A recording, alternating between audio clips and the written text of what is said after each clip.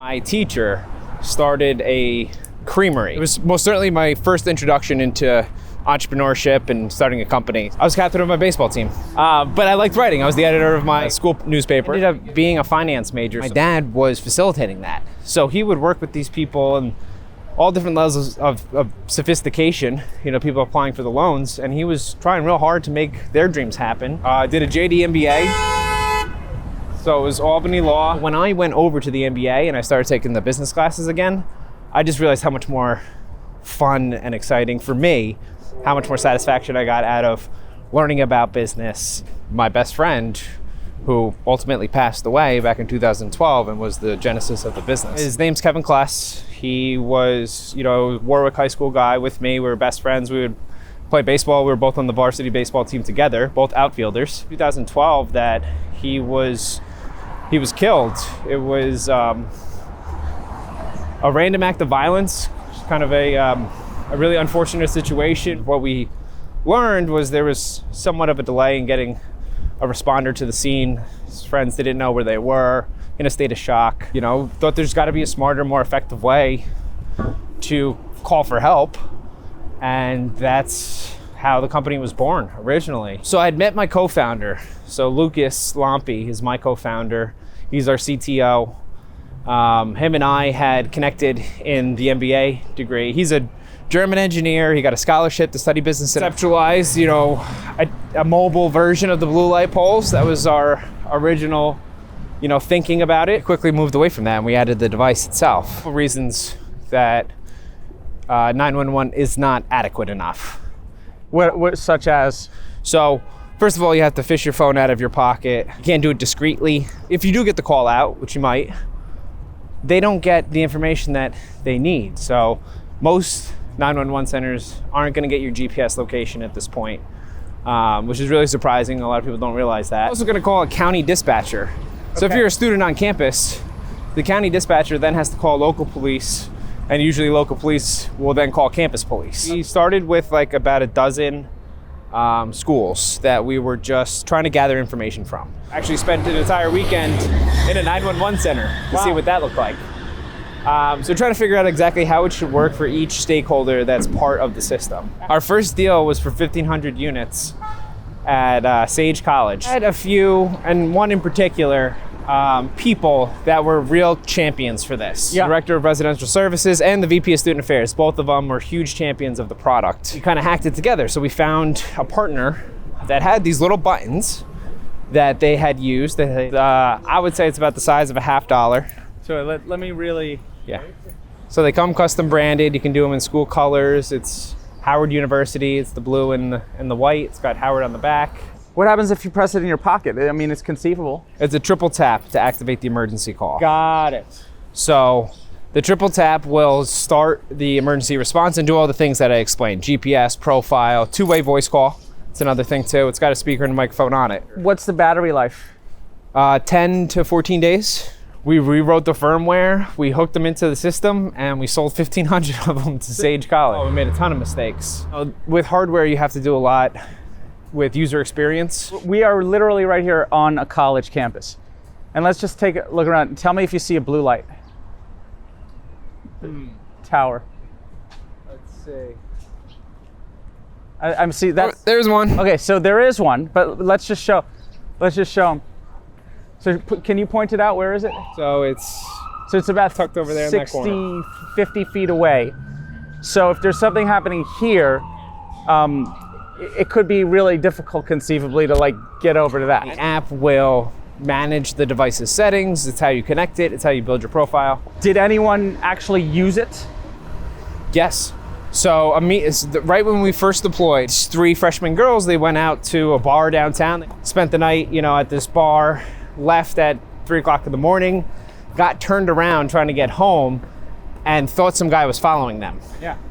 So one of them pulled out their POM, activated it, told them what was going on. They actually had a patrol car come out and meet them. From the very beginning was, how do we design something that's going to be foolproof? We make our own devices now. So we're on the 3rd generation of the product. We had a really good use case with Sage. Sage loved it. Sage this year was their 4th year. Very happy. Yeah, there'll be a client from 2015 to 2023. The triple tap is the emergency call. The long hold, you can program to do some other things. So you can hold the button down and you can have that make a fake phone call to your phone. Backup, instead of a fake call, an actual person, you can hold the device down and send a discreet text message with your location to one or multiple people. So long press you can customize to be one of three things. Oh, that's where the app comes in. You're out networking and you're done, talking to, I tell VCs, it works for you too. So he was just monopolizing my time. I needed an out. We knew we had something, right? We were able to raise a little bit of money based on our success with Sage. So even though you had traction, what was the most difficult part about pitching? What wasn't the most difficult part about pitching? Boom. It's a grind. And it's a lot of falling on your face and getting back up, trying to iterate based on what, 3 come in. And those are the 3 you need. How many college campuses are you at today? 35. We've got about 15,000 devices deployed across all of those schools. Other traction, just this year, we made a shift into healthcare. Why does healthcare need this device? What are the use cases? Nurses and nurse aides are assaulted 5 times more frequently, but it's predominantly women going into people's homes throughout the community, one-on-one, by themselves. There's no backup, there's nobody else. So we created a consumer product, created an online shop. Anyone can go to the website and buy one now. Realtors was one persona that kind of... If I buy the button, is there a monthly fee? $10 a month for the... How does it feel having this responsibility? It's a little unnerving, but it's also very rewarding. Abusive relationship. She got the POM, and she activated her POM, and the dispatcher's voice came in through the POM.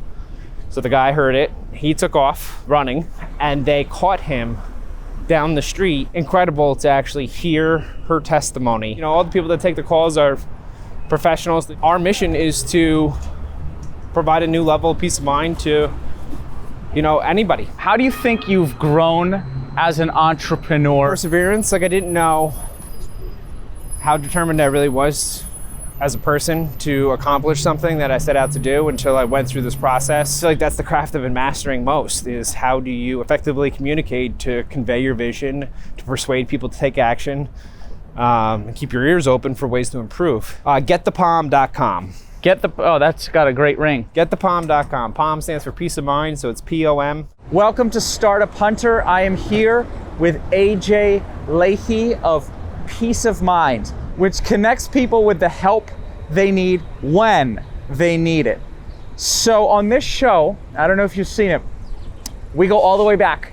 And before we even get into your day-to-day of Peace of Mind, I want to know how you were formed. Okay. So in a business sense. And where were you born, AJ? And also, what did your parents do? I was born in Ridgewood, New Jersey. I grew up in Warwick, New York, which is right over the border there in Orange County. My mom's a dental hygienist. My dad is in banking. He does small business loans for, banks and credit unions. Now, does he have his own business? He doesn't, no. Right now he works for TD Bank. Neither of your parents were entrepreneurs? No, Yeah. no. Interestingly, when I was in 8th grade, my teacher started a creamery. So it was an ice cream place. They made their own ice cream. It was amazing.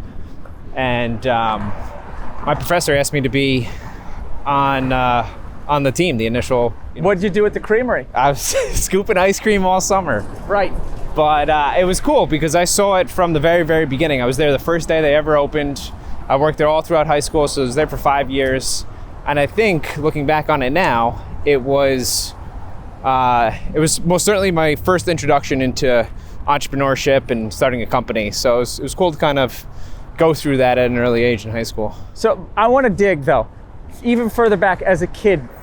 Do you remember the first hustle that you may have ever had, selling lemonade or, just something? It didn't have to be actually changing money from hand to hand, but something where you're being productive or organizing? I was always a sports guy, so I played sports my whole life. So my hustle was like trying to make different teams and going to practices and things like that. Sports was your life. Yeah, it really was. And all types of sports too, because not only would I play baseball and basketball, but I was skateboarding and snowboarding on the weekends. So like I had kind of a wide range of friends that I would hang out with, all different types of people. I think that helped me become very comfortable, early on, talking to people and kind of understanding where different perspectives. Were you ever the captain of a team? I was captain of my baseball team. So leadership right there. And did you, what were you, first base, pitcher? I was a pitcher and I was a center fielder. I got a scholarship from my high school for baseball, and it was just, money to go towards tuition my first year wherever I went. So it was definitely a big part of my life.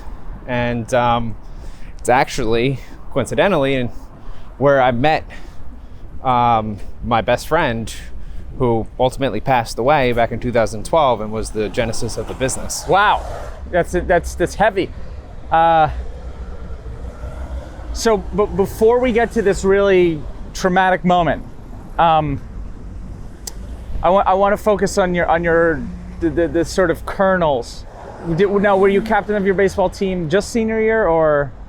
Yeah, my senior year. I was on varsity for my sophomore year. Okay. So they brought me up, which is kind of special. Not too many sophomores in varsity. One. Yeah. Yeah. So that was cool. It was really cool. It was a good experience. I started from sophomore year through my senior year. It wasn't D1 quality in terms of a prospect, but I could have gone on to play at a D3 or a D3. Now, was that because were academics important to you? Yes, yeah, they were. I was a pretty smart kid. I was the oldest, so my parents, they paid a lot of attention. Made sure my grades were good, so I couldn't really slip up. Like B's weren't acceptable, so I had to get A's. So I did well in school, and it kind of came pretty easy to me, to be honest. I didn't have to work too hard in high school. It wasn't really until I got to college that I actually had to study and kind of, pay attention to it. So I was lucky in that regard. Yeah. Now, which topics did you like to study? What did you gravitate to? I was a good writer. So for a little while in high school, I thought it was going to be a journalism major. Glad I didn't go down that path. Why not? Well, it's a lot different now than it was back in 2005. Sure. I mean, this is journalism. This is journalism, for sure. For sure. But I liked writing. I was the editor of my school newspaper. Oh, so I'm glad I asked that, because there's another leadership position. Yeah. Now, did you were you always gunning for editor, or did it just sort of fall in your lap because you had always done it for all 4 years? I did it for three of the 4 years. I wasn't gunning for it per se. I was just very involved.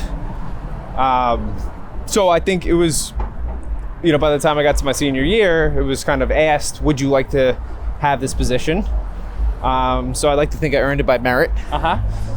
And so I accepted it, and it was great. I learned a lot.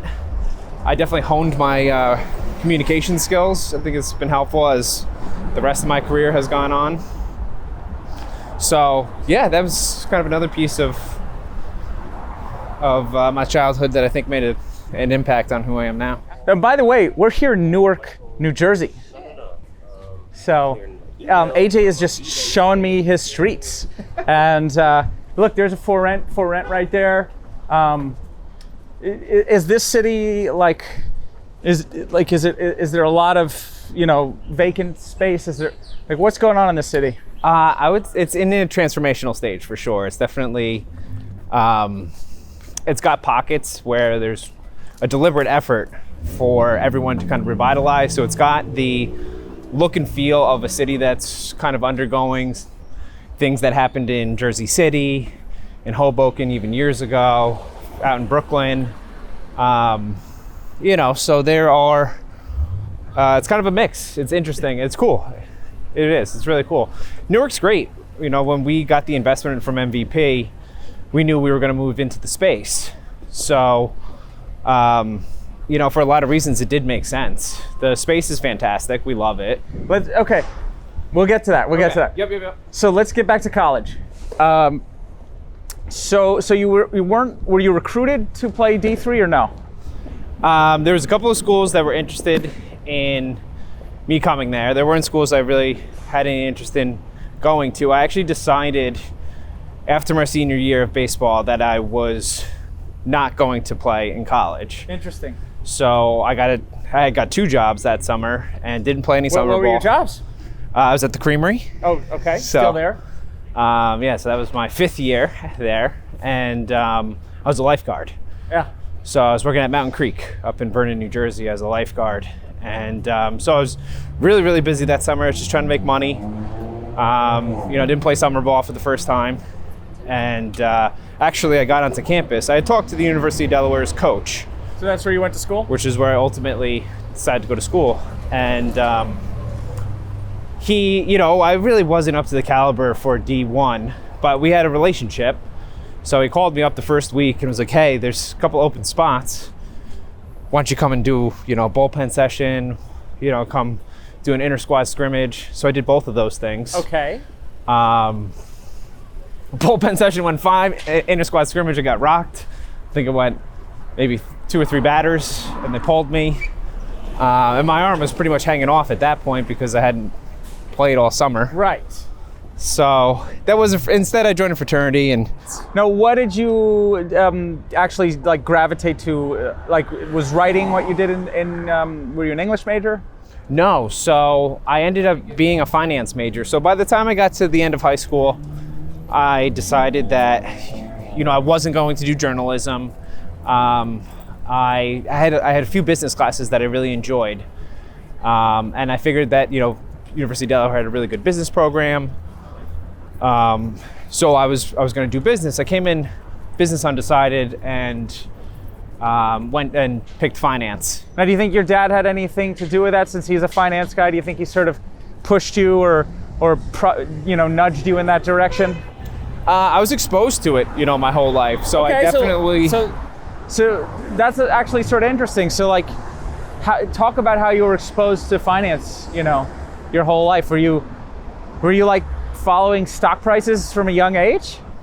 I wasn't following stock prices per se. I mean, by the time I got into my senior year of high school, the economics class I took, you actually subscribed to the Wall Street Journal and you had to follow some of the stock prices. So that was more, coming from my schooling. But with my dad, he would be doing business at home, same as in the office.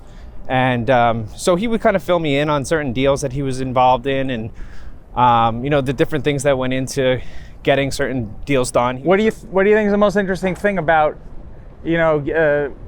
his career? I think, and this parallels to what I ended up doing, that the people that were going to him for loans are small businesses, so they are truly trying to start their own thing. So this is them going out, trying to start the American dream. They want to open up a cafe, they want to open up, a restaurant, wine store. Yeah, wine store, anything like that. So it's, regular people that are kind of taking their own risk and, going out and trying to make it happen. And my dad was facilitating that. So he would work with these people and all different levels of sophistication, people applying for the loans. And he was trying real hard to make their dreams happen from a financial perspective. So I think that rubbed off on me. One thing that was cool, he actually did a skate park down in North Carolina called Hang Loose Skate Park. When we got invited to the opening, Dave Mira was there, Ryan Nyquist was there, a whole bunch of skaters were there. So it was cool. So he would bring me along to, some of the end results of his loans and his deals. I'm sure the fact that you were a skater somehow influenced him. If you weren't a skater, he might not have picked that deal. Yeah. So yeah, for sure. I mean, it's always been a mile wide and an inch deep with me. So I very curious about things. I like to meet new people, so being a skater, being an athlete, I think it's just art. Yeah, it's interesting. It's like tires and burnt wood. So you've always been exposed to finance, and then so you get to college, business undecided, and What were some highlights from that? So I mean, it was a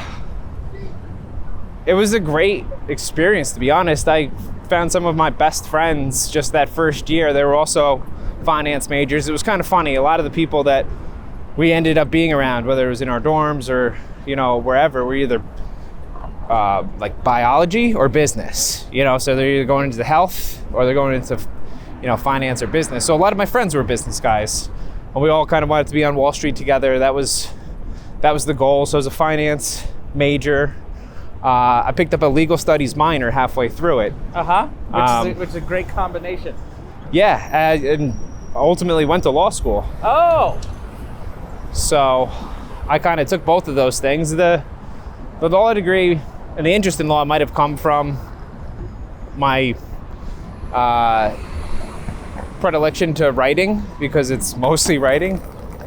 Not creative writing, but writing nonetheless. And, you know, so I decided I was going to try and go to law school, and I did. Went to Albany Law, did a JD MBA. So it was Albany Law. And how long is the JD MBA program? It's 3.5 years. Yeah, so that's like, what year are we talking? So I graduated college 2011, and I went right into law school.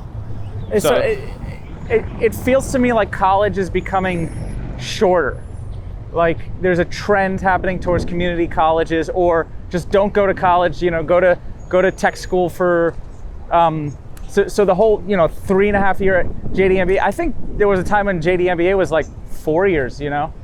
So maybe it was already starting to shorten. It is, and it depends on what your undergraduate degree was in, but because I was finance, so many of the credits for the MBA transferred over, and if I did 2 summers, I'd be able to do the whole thing in 3.5 years. Oh, okay, so we're talking a lot of work. Yeah, you're talking full time, you don't have another job, you're just studying and you know, and trying to get the degrees done. Now, you said law to you is writing, which to me maybe says, are you more introverted than extroverted? I don't think so. I'd say I'm more of an extrovert than an introvert. Because when I think of law, I think of, you know, Matlock doing his investigative journalism, but also, you know, arguing, you know, these sizzling court cases, you know, and just you know, that's what I think of when I think of a lawyer. Most people do. And all my friends did too. Like there's a few of us that thought we would go to law school. I ended up going right away. Some of the other ones got jobs and were planning to do it a couple years later. And I called them after the first semester. And I was like, look, you've really got to think twice about this, because it's not like Matlock, right? It's not like Law and Order. Although there are some attorneys, you know, doing these really interesting social media ads that are, I don't even want. They're really interesting. It is. The thing about it is, it's unless you really, really want to practice law, you shouldn't go to law school. And practicing law it's research. It's very introverted, to be honest. I think that's what kind of pushed me away from it. You're in a library, you're doing research all day, you're going through case law, you know, you're trying to interpret opinions and come up with your own case. And a lot of it's procedural, so it's just kind of paperwork. Although I have a buddy of mine who's he's a really extroverted lawyer, really thinks differently. I got you. We have like the exact same personality profile, so he managed to like find his way, you know. So, and I really am generalizing, and I'm talking more about corporate law than, say, maybe going to criminal law, where there might be more excitement and some things going on that you know, are more directly working with a client and helping them out. Corporate law is a lot of, you know, you're working with a company and trying to get them whatever it is they're trying to accomplish. So you were in law school and you were already getting like psyched out. You were getting demotivated. You're like, you could get the sense that like, you don't want to be doing this for the rest of your life. I was getting the seeds of that thought for sure. But I did well in my first year. And I did not hate it, right? So I wasn't sitting there like I'm miserable. I enjoyed it.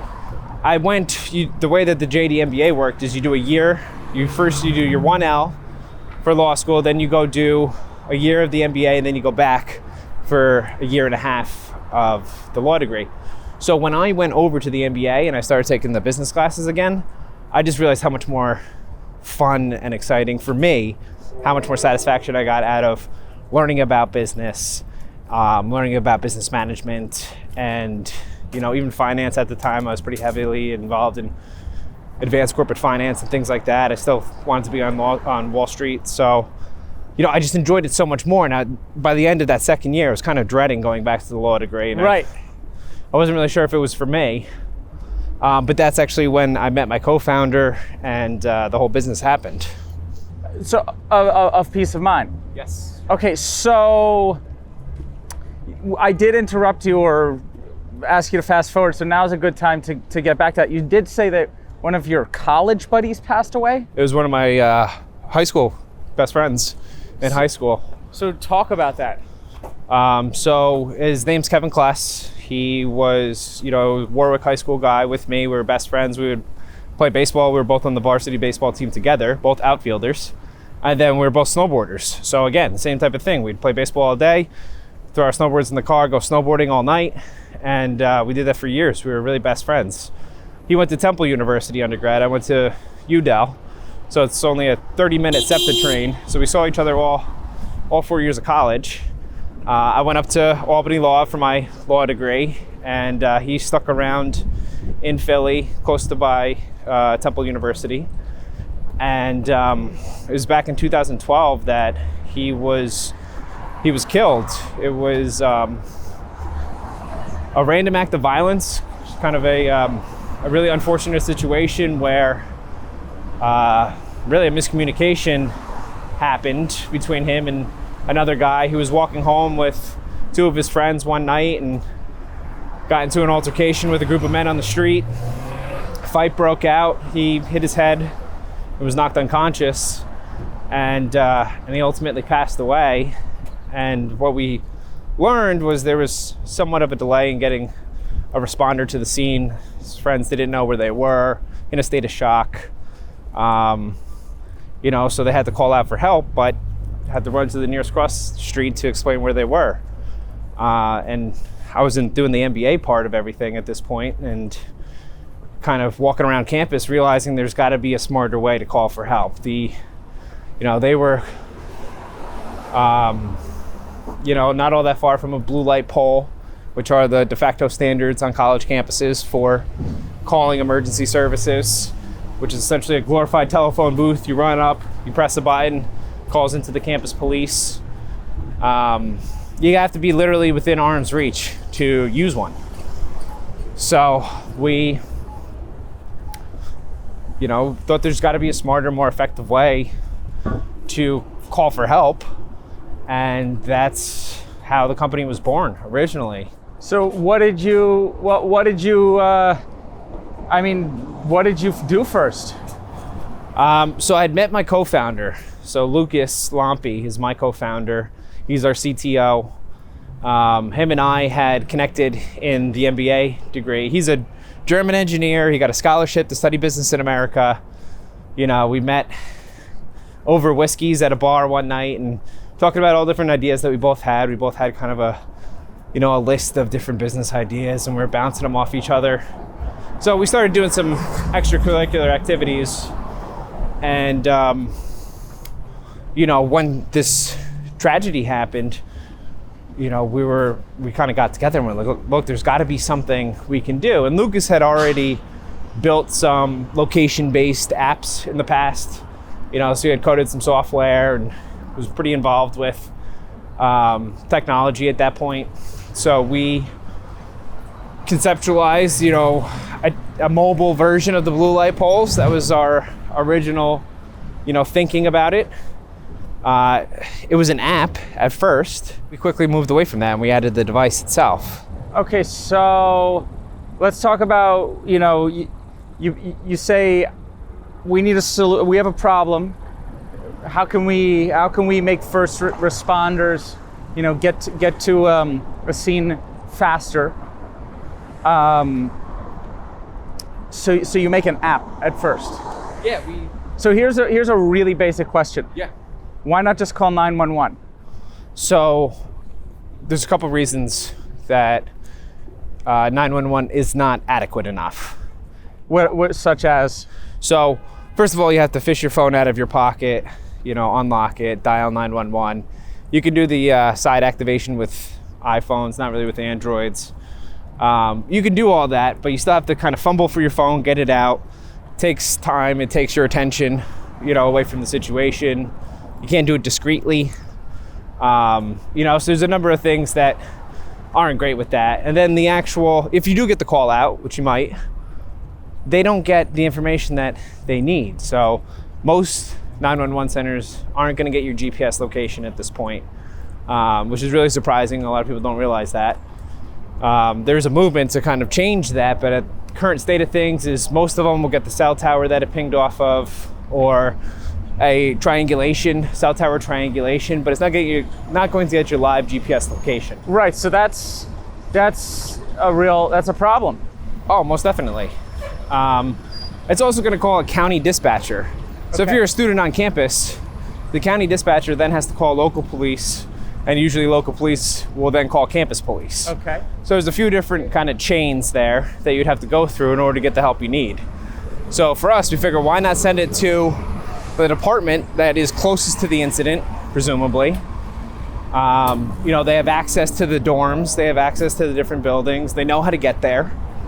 So it's sending a quicker, it's activating a quicker alert, sending better information to the department that is most appropriate to handle that incident. So I want to know about the app. Like, did it work? Did it not work when you first launched it? It had a lot of fundamental flaws. What was? Again, I think one of the big ones was you have to fish your phone out, unlock it, leaf through pages of apps. Right. You find the right little icon on the screen. So, in an emergency, you don't have the time or presence of mind to go through those steps. It's a lot to ask someone to do. So we thought there should just be an easier way to activate the emergency call, which would be with a button connected to the phone that would initiate the emergency response. Okay. Did you spread this app to real people? We started with like about a dozen schools that we were just trying to gather information from. So we went to the Syracuse University, University of Albany, Sage, Siena College, all these different schools, all different types of people. We actually spent an entire weekend in a 911 center to see what that looked like. So trying to figure out exactly how it should work for each stakeholder that's part of the system. Now, how did you gravitate to schools? So it was pretty much because of the statistics we had learned about and talking with people and the situations they'd been in. Yeah, we worked with a whole bunch of schools. We worked with different students. We worked with administrators, with campus police, just trying to map out how this should all work and what we should do and should look like. And this is what, 2 years ago? No, this was back in 2014. Okay. So we were just really trying to understand everything. We landed on the device. The device connected to the phone, called into campus police. They had back-end security that would monitor, the students and the emergency alerts. And we had rolled it out in a beta. So we did 1,500 users. With devices? 15. Yeah. So how'd you get the money for all this? They paid. So we sold. You got. Our first deal was for 1,500 units at Sage College. Why would they pay? Okay, why would they pay somebody who has zero experience or, like 1 year of experience in this field? How did you get this deal to happen? We spent the first 6 months piloting it with them. So we spent essentially the fall semester deploying it to some of their students in a pilot. We would collect feedback every week. We were doing surveys, we were doing focus groups, and we kept the administration highly involved in it. So were they just like receptive from the start, or did you have to work to get them to even do the pilot? We did. We had a few, and one in particular, people that were real champions for this. Yeah. So you will find that there's certain people that gravitate to it, that understand how it can really help folks, and will try their hardest to bring it out to campus. We had the Director of Residential Services and the VP of Student Affairs. Both of them were huge champions of the product. Now were you just like strangers hanging out on the campus? You know, did you sort of? Initially, yeah. Yeah. So here you are, like a stranger. They must have been skeptical, but somehow you were so determined that you managed to get some people, you know, interested in your mission. And it was doing little things to build trust. I mean, that's the whole thing with selling B2B, but especially selling to colleges, you have to build trust with them. And it's really, you know, you have to build a relationship with them. So we started small. We started with a small group of students. It was all the RAs that worked with the res director. And we piloted with them. They loved it. So then we expanded the program. They got, you know, about 100 devices, and they deployed at different cross sections. And seniors, juniors. This is the college is paying for this. No, not yet. So this is like our first 6 months of just piloting it. We piloted it for free. Now with an actual device? Yep. So your co-founder's a tech guy. Now, where did you manufacture these things? So we kind of hacked this one too. So we found an off-the-shelf device. Sweet. So originally we were going to build our own. We were going to, you know, we would have to design the device. We'd have to design out the chipset, write the firmware, do the whole thing, and then manufacture it. And, you know, we're scratching our heads because we don't have all that much money. You know, we're trying to pitch fundraising, but having a manufacturing thing doesn't make fundraising any easier. So we kind of hacked it together. So we found a partner that had these little buttons that they had used, that they had built. It was really before there was Bluetooth in cars. You could put it on your keys and you could take a phone call through the device, you know, which kind of hung from your steering wheel, more or less. But it had a button on it so you could, you know, hang up calls and answer the call without touching your phone. Right, and so I mean, this space, it sort of exists because I remember there was an advertisement about 15 years ago. I've fallen and I can't get up.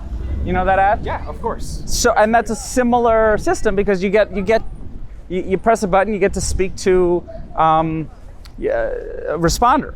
Right. So it's a similar concept. The technology's different. Well, you get GPS first of all. Oh yeah, you get GPS location. You have a two-way voice call with, you know, the actual on-campus police. It's smaller, you know, so it's about the size of. Yeah, of course I do.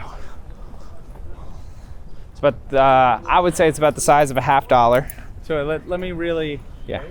So they come custom branded. You can do them in school colors. It's Howard University. It's the blue and the white. It's got Howard on the back. Can you see so this? It easily clips onto you. Now here's the thing. What happens if you press it in your pocket? I mean, it's conceivable. It's a triple tap to activate the emergency call. Got it. So the triple tap will start the emergency response and do all the things that I explained. GPS, profile, two-way voice call. It's another thing too. It's got a speaker and a microphone on it.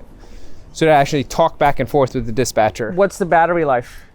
10 to 14 days. So what do you do after that? It's rechargeable. Okay. Rechargeable battery. Takes about 2 hours to go from fully dead to fully charged. And yeah, depending on how often you're activating the other features, it would be anywhere from 10 to 14 days battery life. Okay, so you found these off-the-shelf things, and we rewrote the firmware, we hooked them into the system, and we sold 1,500 of them to Sage College. So yeah, rewriting the firmware is definitely where a technical co-founder comes in. But that did a lot. That did a lot of the work that you were. Yeah, a lot of the investment and like the legwork that you have to lay down in order to get a product manufactured, we skirted by going this route initially. Now you said Sage University was the first? Yeah. That was, where is that? They're in Albany. Oh, so that's where that's your territory. Yeah, that's where we were at the time. So you said for the first 6 months you're just doing pilot. No, the university isn't paying for it yet. Mm-hmm. And so what was the deal? The first deal that they made with you? So it was we took all the results from the pilot. We were pretty deliberate about tracking everything. And actually, that's actually more important than even the business deal is. Like, what mistakes did you make at first? Oh, we made a ton of mistakes. So we had these devices out there, we're piloting it. The devices would make all these sounds, they would disconnect. One of the ones that always stuck with me, if the device was dying, right, you only had a couple hours left of battery, it would play this sound where it sounded like a phone ring, but it was kind of slowly tapering off. It annoyed people so much. We had the administrator come to us and go, yeah, this thing almost ended my marriage last night. I go, what do you mean? She goes, the thing wouldn't stop ringing. So I ended up putting it in underneath our bed in our guest room on the bottom floor because I didn't know what else to do. It wouldn't shut off. I couldn't get it to stop ringing. So, with hardware, you have to do a lot with user experience because it's a new piece of technology and different levels of tech savviness for your user base. Now, okay, let's take just a quick minute. Yeah. We are literally right here on a college campus. And let's just take a look around. Tell me if you see a blue light. Tower. Let's see. I'm see that's there's one. Okay, so there is one, but let's just show them. So can you point it out? Where is it?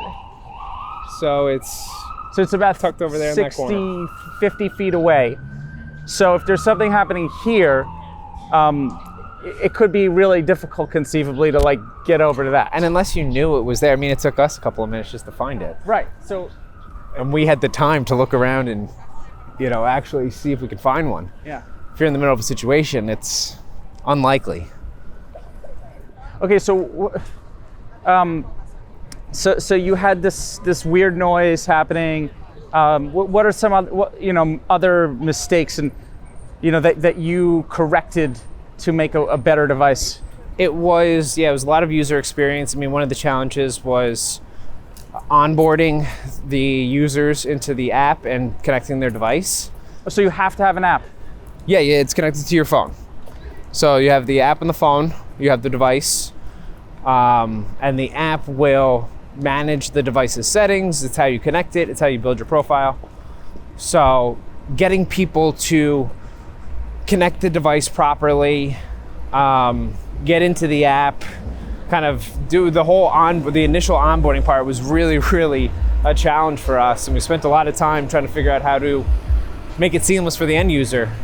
Okay, so you had these devices in the field. Did anyone actually use it? Yes.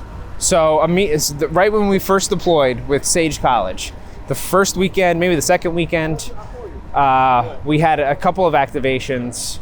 The one that happened I think it was the second weekend, it was just 3 freshman girls. They went out to a bar downtown. They spent the night, at this bar, left at 3 o'clock in the morning, got turned around trying to get home and thought some guy was following them. Yeah. So one of them pulled out their POM, activated it, told them what was going on. The dispatcher directed them, gave them turn-by-turn directions to, back to campus. They actually had a patrol car come out and meet them, and then took them back to their dorm to the point where they're, still on the POM. I've locked my door. I'm back. Thank you so much. So it was intervening in a point where they definitely didn't have peace of mind. They felt nervous. Thought somebody might be following them, and stopped it before anything really bad happened. Where was I? Oh yeah, you're talking about the 3 girls. So what I want to know is, here you are. You have this device that people are relying upon. I mean, you must have felt some kind of stress, to operate something 24/7. And just talk about that, because you're sort of, creating a first response system. Mm-hmm. It was a huge piece of what we had to think about and figure out from the very beginning was how do we design something that's going to be foolproof, fail-safe? How does it, how can we guarantee it's going to work 100% of the time? And so we made certain decisions around that to try and ensure that was the case. So first of all, we decided we were going to manufacture in the United States. So we manufacture in Rochester, New York. So are you still buying the units, or you don't have to answer? No, we make our own devices now. So we're on the 3rd generation of the product. Gen 2 was our first device that we ever made. Gen 3 is the version we're on right now, which again is our device. We design it.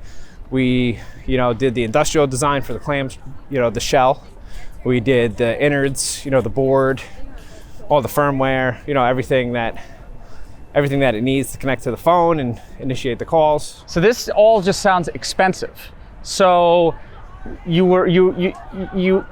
how'd you go from Sage to a second university? Was the expansion talk about the expansion of your network? Once we had a really good use case with Sage loved it. Sage this year was their 4th year.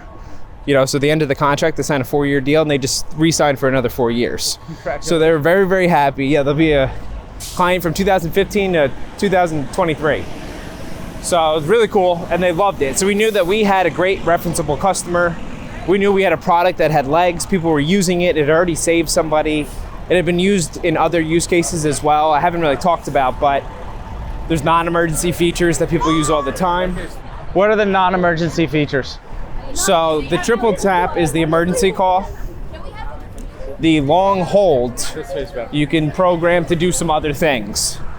So you can hold the button down and you can have that make a fake phone call to your phone. So let's say you're on a bad date, talking to somebody at a bar, they're getting inappropriate, they won't take a hint. You can hold the button down, create a fake phone call to your phone. Oh. It looks like, you can save that caller ID, so it looks like long hold. Long hold. That is genius. So all of a sudden you take the call and you go, hey, what's going on? And, oh, it's your grandma and I got to take this That call. right there is, holy cow, that I could see. In that first year, we had in the first semester, we had 63% of our users using the fake call. Yeah. If you wanted to get some backup instead of a fake call, an actual person, you can hold the device down and send a discreet text message with your location to one or multiple people. How do you do it? So long press is fake call. So long press you can customize to be one of 3 things. Oh, that's where the app comes in. There's a blue light pole. Yeah. So yeah, you hold the button down. It can be programmed to do a fake call. You can have it text one or multiple people with your GPS location. Right, and there's I didn't really know this, but typically women, might before a date, go to 3 friends and say, I'm going out with a date with this guy I don't know, and just in case, text me randomly at 8 p.m. Yeah. So now they can be in control of that. So I just see it. You can do it on demand. So let's say everything's going well. Your friend called you at 7:30. You felt fine then, but all of a sudden it's, you're about to leave and they're pushy. You just don't have a good feeling. You have the autonomy to decide what type of help you need. Do you need the police? Is it the most severe case? Do you need a friend? Which is triple tap. Which is triple tap. Do you need just a fake phone call to excuse yourself from the room and just kind of walk away? And so yeah, there's uses even, if you're not a woman, if you're you're out networking and you're done, talking to, I tell VCs, it works for you too. So literally there is this happened to me about a week ago. There was this guy who was talking to me for 45 minutes and it was just it's not what you do. I didn't want to be he was just monopolizing my time, and I needed an out, and I didn't have one. A nice, easy, friendly out. Hold the button down, and that's what you have. So as we've graduated from colleges, we have really seen that in different applications as well. So, and you tell me how you want me to. Yeah. So I'm still curious. Yes, go ahead. The progression. We started with Sage because you asked this question. How did we get to more? Yeah. So we knew we had something, right? We were able to raise a little bit of money based on our success with Sage. So right after Sage, you raised the money. Yeah, we raised our first friends and family. Yeah, we did a little bit of friends and family before that. So this round, because we had to figure out how to pay for all the development. But this round got us some salespeople. Now, were you talking professional investors, non-professional angels? In this round, it was really more sophisticated angels. Yeah, so sort of angels that know what are going on. Yeah, that have done their own startups. Now, was it difficult to pitch them? Yeah. Even though you had traction, what was the most difficult part about pitching? What wasn't the most difficult part about pitching? Boom. Exactly. It's a grind, and it's a lot of falling on your face.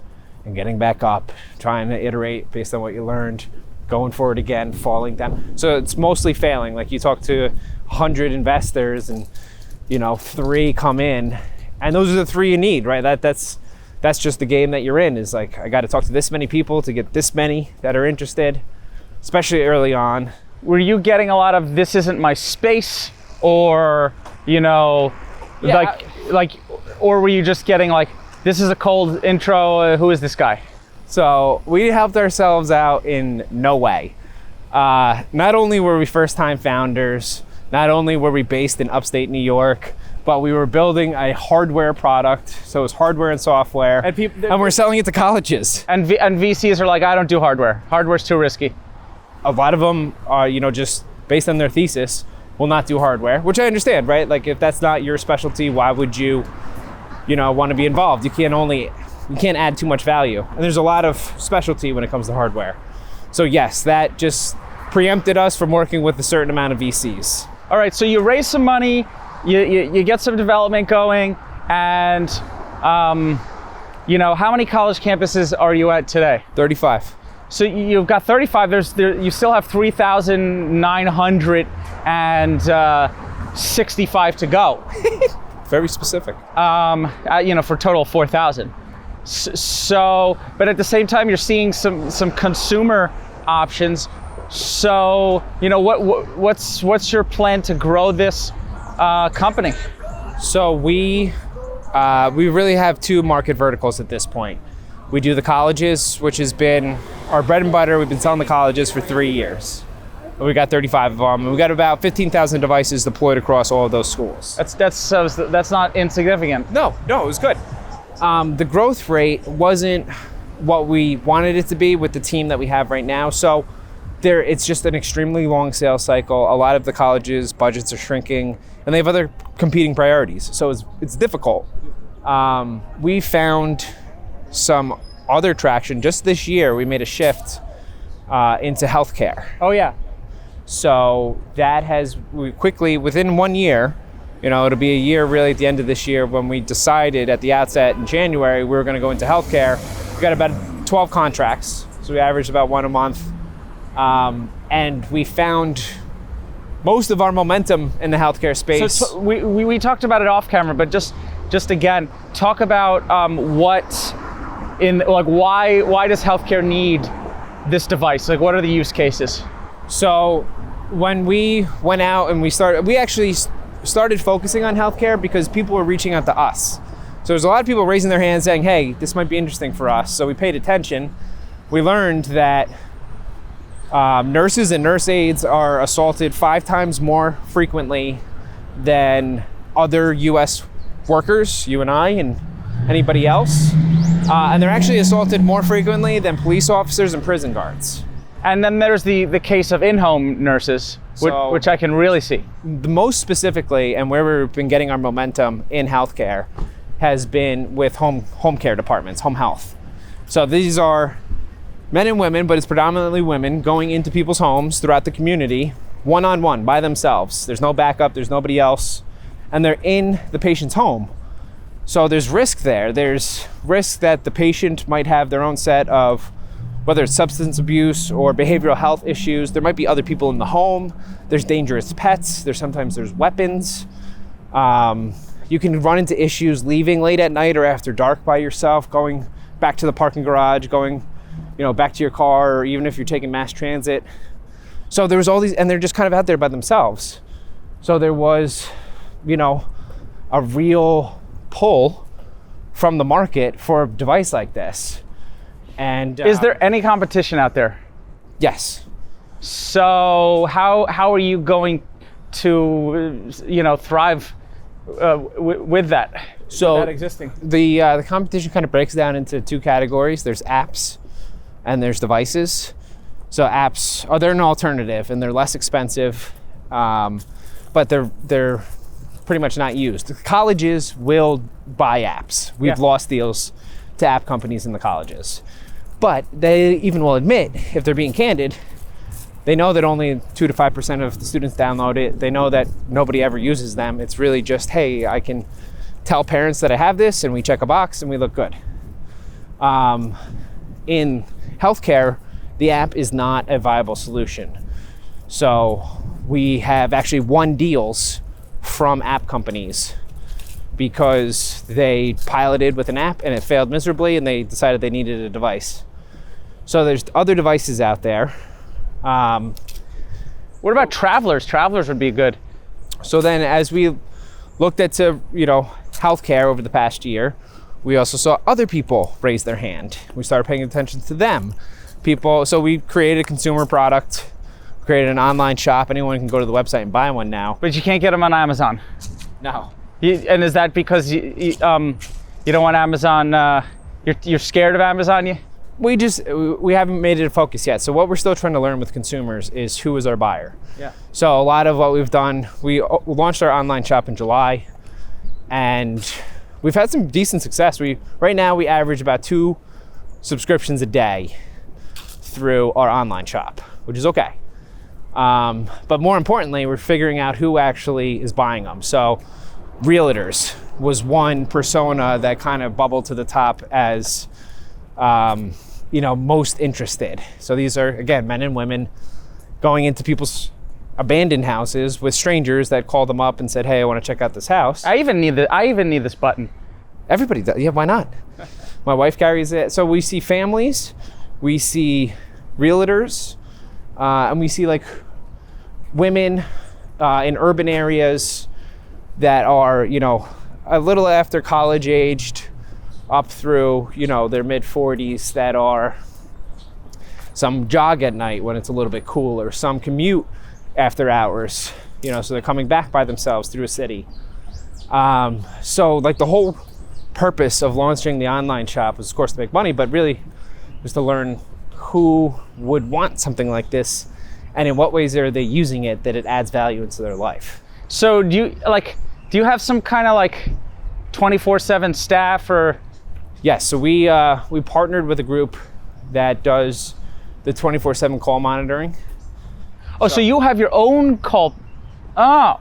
So for anything that's not a campus, so a college campus or a hospital campus where they don't have a 24/7 security desk, they can use our dispatchers.